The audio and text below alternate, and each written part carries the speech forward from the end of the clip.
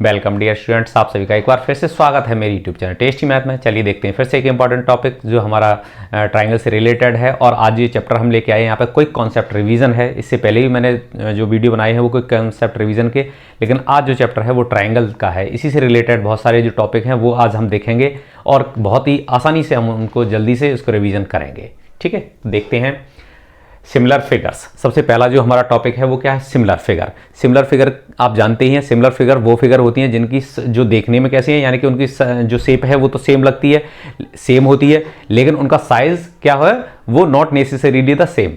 तो वो साइज उनका डिफरेंट हो सकता है, ठीक है, लेकिन सेम प्रपोर्शन में होगा। ये सर्कल है, ठीक है, तो डिफरेंट रेडियाई के सर्कल हैं। ये सारे के सारे कैसे होंगे? ये सिमिलर फिगर होंगे। इनकी रेडियस डिफरेंट हो सकती हैं, इसलिए इनके साइज डिफरेंट हो जाएंगे, लेकिन ये कैसी हैं? सिमिलर फिगर हैं। ठीक है, आप स्क्वायर्स, डिफरेंट साइड के स्क्वायर्स आप बना लें, ठीक है, ये स्क्वायर्स हैं, ये क्या होंगे आपस में? ये कैसे होंगे? ये भी कैसे हैं? सिमिलर हैं। इक्विलेटरल ट्राइंगल्स हैं, उनकी साइड्स इक्वल होंगी, ठीक है, ये, लेकिन इनकी यहां से क्या है? ये शेप तो सेम है, लेकिन इनका साइज डिफरेंट है, तो ये क्या कहेंगे? हम इनको सिमिलर फिगर कहेंगे। ये कैसी हैं? सिमिलर फिगर्स हैं। ये सारे के सारे जो सर्कल हैं ये तीनों ही सिमिलर हैं। ये सिमिलर हैं। ये कैसे हैं? Equilateral triangle. ये कैसे हैं? Equilateral triangle. इक्विलेटरल ट्राइंगल जहां तीनों साइड्स बराबर बराबर होंगी, तो ये कैसी हैं? ये हमारे पास है, ये सिमिलर फिगर्स हैं। लेकिन अब जो मेन हम पढ़ने वाले हैं वो है सिमिलरिटी ऑफ ट्राइंगल्स। ठीक है, सिमिलरिटी ऑफ ट्राइंगल्स में हम जब देखेंगे, सिमिलरिटी ऑफ ट्राइंगल्स में देखेंगे, तो यहां से क्या होगा? जो करस्पॉन्डिंग एंगल्स होंगे वो इक्वल होने चाहिए इनके, और करस्पॉन्डिंग साइड्स का रेशियो इक्वल होना चाहिए। यानी पहली बात क्या होगा? करस्पॉन्डिंग एंगल्स जो होंगे, करस्पॉन्डिंग एंगल्स होंगे वो इक्वल होने चाहिए, और करस्पॉन्डिंग साइड्स का जो रेशियो है वो इक्वल होना चाहिए। करस्पॉन्डिंग साइड्स का रेशियो इक्वल हो और करस्पॉन्डिंग एंगल इक्वल होने चाहिए। ठीक है, तो सपोज करो अगर ABC और PQR ये दो ट्राइंगल सिमिलर हैं, अगर ये सिमिलर का ये वेव बना रहे हैं ना, ये सिमिलरिटी के लिए है। किसके लिए? सिमिलरिटी। और आपने इस तरह से देखा होगा, ये किसके लिए था? कॉन्ग्रुएंसी के लिए। ठीक है, ये कॉन्ग्रुएंसी के लिए था, और ये हमारे किसके लिए? ये सिमिलरिटी के लिए। ये वेव इस तरह से बना होता है, ये हमारे पास ये सिमिलर के लिए हो गया। नीचे स्टार्ट करते हैं, ऊपर की तरफ जाता है इस तरह से। तो अब ये देखेंगे, अगर ABC PQR के सिमिलर है, अगर ABC ट्राइंगल PQR के सिमिलर है, यहां से ट्राइंगल ABC और सिमिलर का ये है ट्राइंगल PQR, ये हो गया। तो यहां से जो एंगल A है, एंगल A किसके बराबर होगा? P के। ठीक है, यहां से angle A, angle P, angle B किसके हो जाएगा? ये एंगल Q के होगा, और एंगल C है वो किसके होगा? एंगल R के। ये तीनों ही एंगल इक्वल होंगे। साथ ही साथ इनके करस्पॉन्डिंग साइड्स का एक तो फॉलो हो गई हमारी कंडीशन, दूसरी करस्पॉन्डिंग साइड्स का रेशियो, यानी AB की करस्पॉन्डिंग कौन सी है? PQ है। यहां से AB देखेंगे तो पहली वाली साइड यहां से, यानी AB का रेशियो किसके साथ में? PQ के साथ में। और BC का रेशियो अगर हम देखेंगे वो किसके साथ में आएगा? QR के साथ में आएगा। और AC का रेशियो अगर हम निकालेंगे तो वो किसके साथ आएगा? PR के साथ आएगा। ठीक है, तो ये जो रेशियो यहां से रेशियो निकालेंगे साइड्स का, करस्पॉन्डिंग साइड्स का जो रेशियो निकलेगा वो कैसा होगा? इक्वल होगा। ये कैसा होगा? इक्वल। करस्पॉन्डिंग साइड्स इक्वल नहीं होती हैं, ये जरूरी नहीं है, लेकिन करस्पॉन्डिंग साइड्स का रेशियो इक्वल आना चाहिए। ठीक है, सिमिलरिटी में केवल आप कॉन्ग्रुएंसी में करस्पॉन्डिंग साइड्स इक्वल होती थी, लेकिन वहां हम इक्वल नहीं देखेंगे, हम सिर्फ और सिर्फ ये देख लेंगे उनका रेशियो करस्पॉन्डिंग साइड्स का इक्वल निकला है, उसी से हमारा काम चल जाएगा कि केवल रेशियो इक्वल आ गया है, यानी सेम प्रोपोर्शन में उनको बढ़ाया गया है या घटाया गया है, तो वो दोनों के दोनों फिगर्स कैसी हो जाएंगी हमारे पास में? वो सिमिलर हो जाएंगी। ठीक है, करस्पॉन्डिंग एंगल इक्वल होनी चाहिए, दूसरा करस्पॉन्डिंग साइड्स का रेशियो इक्वल होना चाहिए। यहां पर किसकी बात करेंगे? रेशियो की। ठीक है, रेशियो। ठीक है, साइड्स की बात नहीं है, साइड्स के रेशियो की बात हो रही है। ठीक है, तो ये सिमिलरिटी में हम केवल ये रेशियो देखते हैं, रेशियो से ही हम पता लगाएंगे रेशियो इक्वल है तो वो कैसे हो जाएंगे? सिमिलर हो जाएंगे। साथ ही साथ उनकी करस्पॉन्डिंग एंगल इक्वल होनी चाहिए। ठीक है, ये आ गया। अब इस तरह से हमें सिमिलर ट्राइंगल हमने पढ़ लिया, ये टॉपिक भी हमने देख लिया, सिमिलर ट्राइंगल्स। अब देखते हैं हम नया टॉपिक हमारा BPT, यानी basic proportionality theorem. BPT, basic proportionality theorem, या इसको थेस थ्योरम भी कहते हैं। एक ट्राइंगल है हमारे पास में ABC, ठीक है, ये है थेस ने क्या बताया कि अगर एक हम ट्राइंगल लेते हैं और इस साइड के पैरेलल अगर हम कोई लाइन खींचते हैं, ठीक है, जो क्या करती है, दोनों साइड्स को इंटरसेक्ट कर रही है किस पे? अलग अलग डिस्टिंक्ट पॉइंट पर, D और E पे।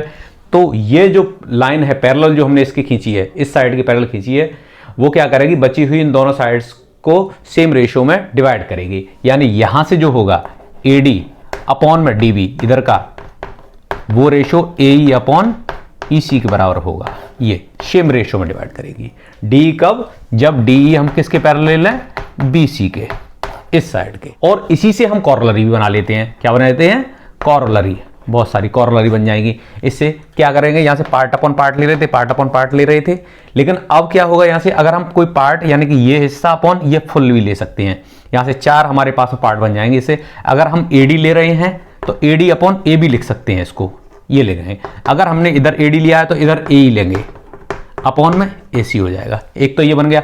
और इसी को उल्टा करके लिख सकते हैं, यहाँ से AB यानी फुल अपॉन पार्ट AD हो जाएगा, is equal to AC upon AE। इसी को हमने क्या किया, पलट दिया, इसको रेसिप्रोकल कर दिया। तो ये सेकंड रिजल्ट बन जाएगा हमारे पास में। थर्ड क्या है, अब हमने AD पहले लिया था, पार्ट लिया था, इधर AD लिया था, अपॉन फुल लिया था, तो इधर भी अब हम नीचे वाला पार्ट लेंगे यानी कि D भी लेंगे। अगर हम इधर D भी रखे हैं, पार्ट अपॉन फुल ले रहे हैं, तो इधर भी पार्ट यानी कि इसके DB के लिए क्या कर सकते हैं, EC, ये अपॉन फुल AC, ये हो गया। और इसी को अगर रेसिप्रोकल करके लिख देंगे तो ये 4th नंबर का बन जाएगा।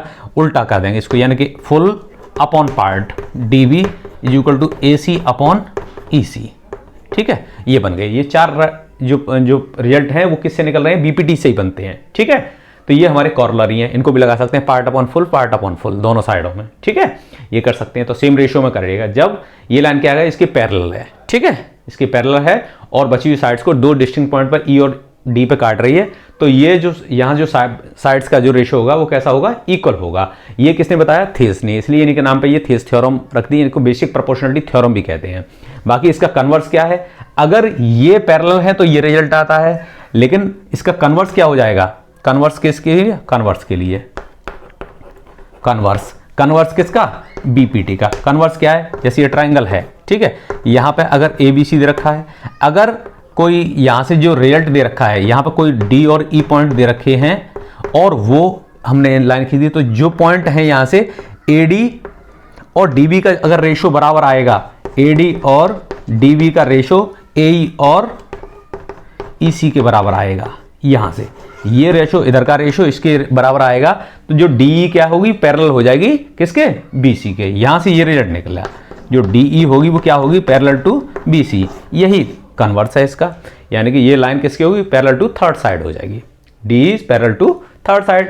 अगर इन दो लाइनों को डिस्टिंक्ट पॉइंट पर काट रही है D और E पे, तो ये लाइन क्या होगी, इसके पैरेलल होगी। कब, जब इनका रेशियो इक्वल हो जाएगा। और उसमें BPT क्या है, अगर ये पैरेलल है तो रेशियो इक्वल है, और यहाँ पे क्या है, कन्वर्स में उल्टा है, अगर ये रेशियो इक्वल है तो ये लाइन पैरेलल हो जाएगी। तो इस तरह से हमने देख लिया, कन्वर्स भी हमने कर लिया, BPT कर लिया, BPT का कन्वर्स भी हो गया। ठीक है, तो ये हो जाएगा।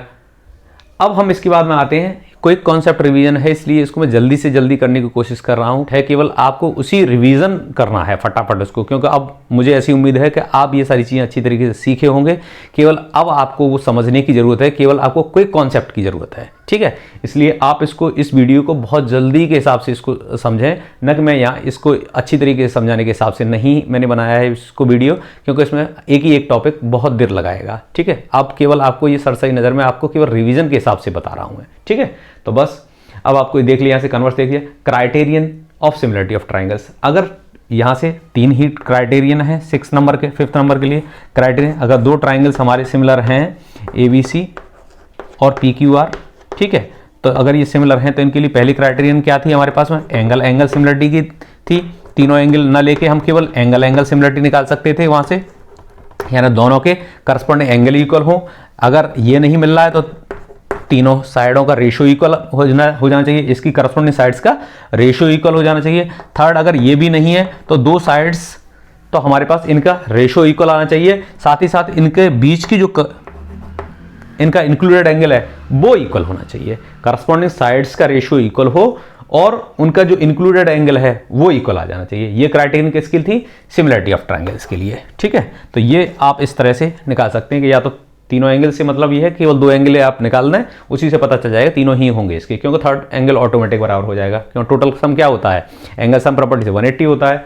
ठीक है, और यहाँ से तीनों साइड्स का रेशियो इक्वल निकाल लीजिए। रेशियो की बात हो रही है यहाँ पे, किसकी बात हो रही है, रेशियो की, ये ध्यान रखना आप, इक्वल से मतलब नहीं है, यहाँ पर रेशियो इक्वल आना चाहिए। और यहाँ भी 2 साइड करस्पॉन्डिंग साइड्स का, और वो भी किसका, करस्पॉन्डिंग साइड्स का रेशियो इक्वल है, तो उनका इंक्लूडेड एंगल भी इक्वल होना चाहिए। इंक्लूडेड की बात हो रही है, दोनों साइड्स के बीच में जो एंगल पड़ेगा, जैसे अगर ये साइड इसके हिसाब से और ये वाली इसके हिसाब से अगर इनका रेशियो इक्वल आया है तो यहाँ पे रेशियो की बात हो रही है, तो ये वाला एंगल ये इक्वल होना चाहिए, ठीक है, न कि कोई और एंगल। इन्हीं करस्पॉन्डिंग साइड्स के रेशियो अगर इक्वल है तो उनका इंक्लूडेड एंगल इक्वल होना चाहिए, ठीक है। नेक्स्ट टॉपिक है हमारा एरिया ऑफ सिमिलर ट्राइंगल्स। जो 6th टॉपिक है वो क्या है, एरिया ऑफ